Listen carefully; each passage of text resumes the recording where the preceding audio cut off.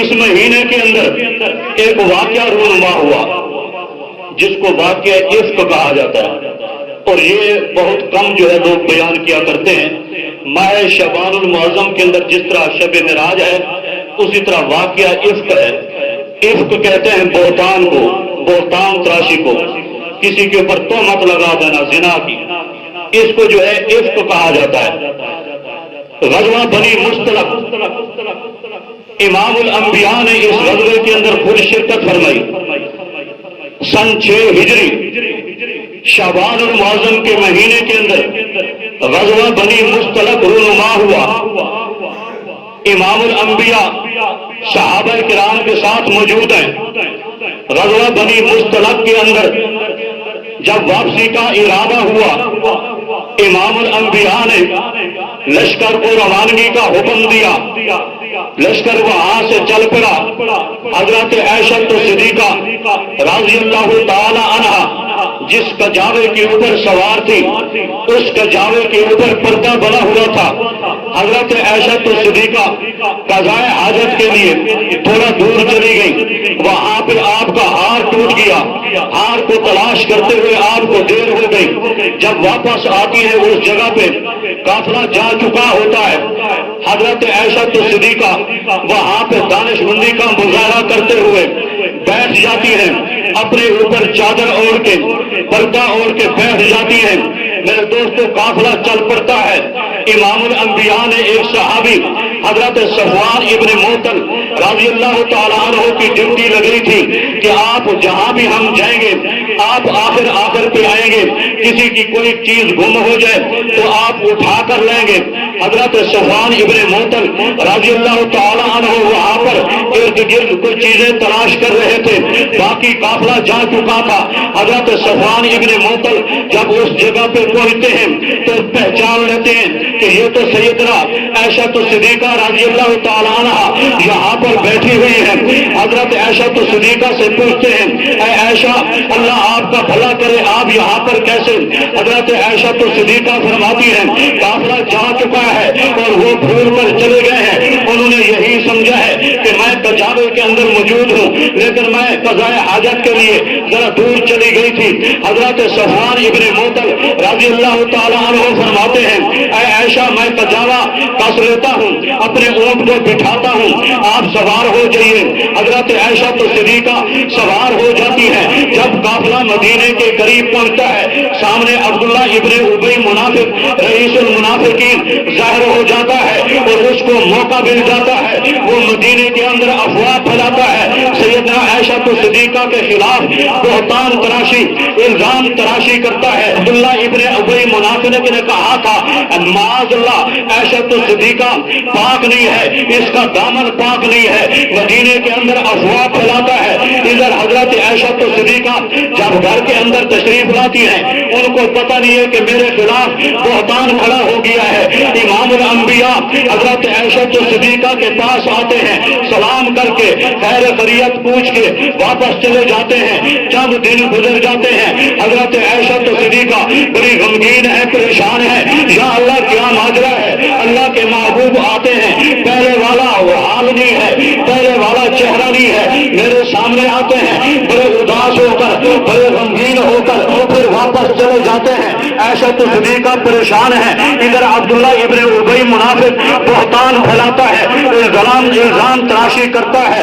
ایک دن حضرت عائشہ صدیقہ رضی اللہ تعالیٰ عنہ کے گھر ام مصطح آتی ہیں۔ ام مصطح حضرت عائشہ صدیقہ کا بازو پکڑ کے، ہاتھ پکڑ کے جاتی ہیں قضائے حاجت کے لیے۔ ام مصطح کا پاؤں اٹکتا ہے چادر کے ساتھ، وہ گر پڑتی ہے اور اس کی زبان سے یہ الفاظ نکلتے ہیں، تائسا مصطح، اے مصطح تو ہلاک ہو جائے۔ حضرت عائشہ صدیقہ فرماتی ہیں، اے ام مصطح، یہ کیا کہہ رہی ہو؟ مصطح تو تمہارا اچھا بیٹا ہے، نیک بندہ ہے، تم اس کے خلاف یہ کیا بات کر رہی ہو؟ ام مصطح کہتی ہے، اے عائشہ، تجھے پتہ نہیں ہے میرا بیٹا عبداللہ ابن ابی منافق کی باتوں میں آ کے یہ بھی ان کے ساتھ ہو گیا ہے، تجھے پتہ نہیں ہے۔ پھر حضرت عائشہ صدیقہ کو پتہ چلا، اچھا میرے خلاف بہتان کھڑا ہو چکا ہے۔ حضرت عائشہ صدیقہ اللہ کے نبی سے اجازت طلب کرتی ہیں، اللہ کے محبوب اگر آپ مجھے اجازت دیں میں اپنے گھر چلی جاتی ہوں. حضرت عائشہ تو صدیقہ ان کو اجازت مل گئی. آپ گھر چلی جاتی ہیں اور گھر جا کے والدین سے پوچھتی ہیں کہ کیا ماجرا ہے, میں تو پاک دامن ہوں. آپ کو اپنے والدین کہتے ہیں اے عائشہ گھبرانے کی ضرورت نہیں ہے, اللہ آپ کی گواہی دے گا. منافقین بے شک افواہیں پھیلاتے رہے, یہ اللہ کا قانون ہے. جو اللہ کے نیک بندے ہیں, جو اللہ کے برگزیدہ لوگ ہیں, اللہ ان کی ذلت اور رسوائی برداشت نہیں کر سکتا. اس طرح میرے دوستوں دیر گزرتی ہے, اللہ کے محبوب بھی حضرت عائشہ صدیقہ کے پاس آ جاتے ہیں اور آ کر پوچھتے ہیں اے عائشہ میں نے آپ کے متعلق کچھ باتیں سنی ہیں, اگر وہ باتیں ہیں تو آپ معافی مانگیے, اگر وہ باتیں آپ کے اندر نہیں ہیں تو اللہ گواہی دے دے گا. حضرت عائشہ صدیقہ رضی اللہ تعالی عنہ اپنے والد محترم کو کہتے ہیں ابا جان آپ بولیے. ابا جان حضرت صدیق اکبر کہتے ہیں کہ نہیں, میں اپنی بیٹی کے متعلق گواہی اگر دوں گا لوگ کہیں گے یہ تو اس کا والد ہے, یہ بک گیا ہے. اے عائشہ میں کچھ نہیں کہہ سکتا. پھر آپ کہتی ہیں امی جان آپ گواہی دیجئے. آپ کی والدہ بھی یہی الفاظ دہراتی ہیں اے بیٹی اگر میں گواہی دوں گی لوگ کہیں گے یہ تو اس کی والدہ ہے. پھر آخر حضرت عائشہ صدیقہ رضی اللہ تعالی عنہا نے فرمایا اگر میں بولوں گی تو پھر خدا کا قرآن بھی بول پڑے گا. اللہ کے نبی حضرت علی المرتضیٰ کو بلاتے ہیں اور کہتے ہیں اے علی تیری کیا رائے ہے, کیا مشورہ ہے حضرت عائشہ کے متعلق. حضرت علی کہتے ہیں اے اللہ کے محبوب پیغمبر میں تو یہی کہوں گا آپ ان کی جو کنیز حضرت بریرہ ہیں ان سے پوچھ لیجئے. اور میرا یہ ایمان ہے کہ عائشہ صدیقہ کا دامن پاک ہے. امام الانبیاء حضرت اسامہ ابن زید سے پوچھتے ہیں اے اسامہ تو بتا. حضرت اسامہ بھی یہی کہتے ہیں میرا تو یہ ایمان ہے عائشہ پاک دامن عورت ہے, عائشہ سیدہ کائنات ہے, عفیفہ کائنات ہے, طیبہ کائنات ہے. بالآخر امام الانبیاء حضرت عثمان ابن عفان سے پوچھتے ہیں اے عثمان تو بتا تیری کیا رائے ہے. حضرت عثمان کہتے ہیں اے اللہ کے محبوب پیغمبر میں تو یہ کہوں گا ایک دن آپ مسجد کے اندر تشریف لا رہے تھے, آپ کے موزے کے اوپر آپ کے جوتے کے اوپر تھوڑی سی نجاست لگی ہوئی تھی. فوراً جبرائیل امین آئے اور حکم دیا اللہ کے محبوب آپ کے موزے کے اوپر تھوڑی سی نجاست لگی ہوئی ہے, موزہ اتار دیجئے. اے محبوب پیغمبر میرا تو یہ ایمان ہے جو اللہ آپ کے جوتے کے اوپر آپ کے موزے کے اوپر تھوڑی سی نجاست برداشت نہیں کرتا وہ آپ کے گھر کے اندر ناپاک عورت کو کیسے آنے دے گا. بالآخر اللہ کے محبوب پیغمبر بات کو ختم کر رہا ہوں. اللہ کے محبوب پیغمبر سیدنا عمر بن الخطاب سے پوچھتے ہیں اے عمر تو بتا تیری کیا رائے ہے, تو میری زوجہ کے متعلق حضرت عائشہ صدیقہ کے متعلق کچھ کہنا چاہے گا. حضرت عمر بن الخطاب کہتے ہیں میں تو یہ کہوں گا حضرت عائشہ کا نکاح کس نے کرایا ہے. امام الانبیاء کہتے ہیں نکاح تو عرشوں کے اوپر ہوا ہے. حضرت عائشہ صدیقہ فرماتی ہیں میں وہ عورت ہوں کہ میرا نکاح بھی اللہ رب العزت نے کرایا ہے. اللہ تعالیٰ نے جبرائیل امین کو میری تصویر دی. جبرائیل امین امام الانبیاء کے سامنے میری تصویر لے کر آئے کہ یہ وہ خاتون ہے پاکیزہ عورت ہے جن کے ساتھ آپ کا نکاح ہونا ہے. سیدہ عائشہ صدیقہ فرماتی ہیں میں وہی واحد عورت ہوں کہ میں نے جب پیالے کے اندر پانی پیا, جب پانی پینے لگی آدھا پانی باقی تھا. اللہ کے نبی نے فرمایا اے عائشہ ذرا پانی بچانا, مجھے بھی پانی پینا ہے.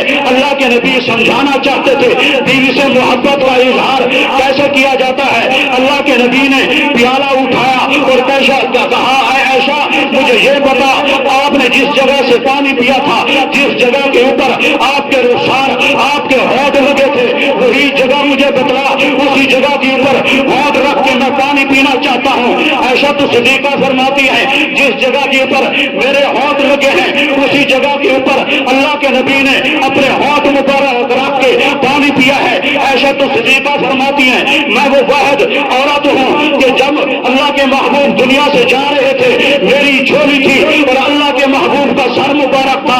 اسی لیے اے عمر بن الخطاب اب تو بتا تو کیا کہنا چاہتا ہے. عمر بن الخطاب کہتا ہے اے اللہ کے محبوب پیغمبر جب اللہ نے خود نکاح کرایا ہے تو میرا اللہ اتنا بھولا نہیں ہے کہ وہ آپ کے گھر کے اندر ناپاک عورت کو آنے دے گا.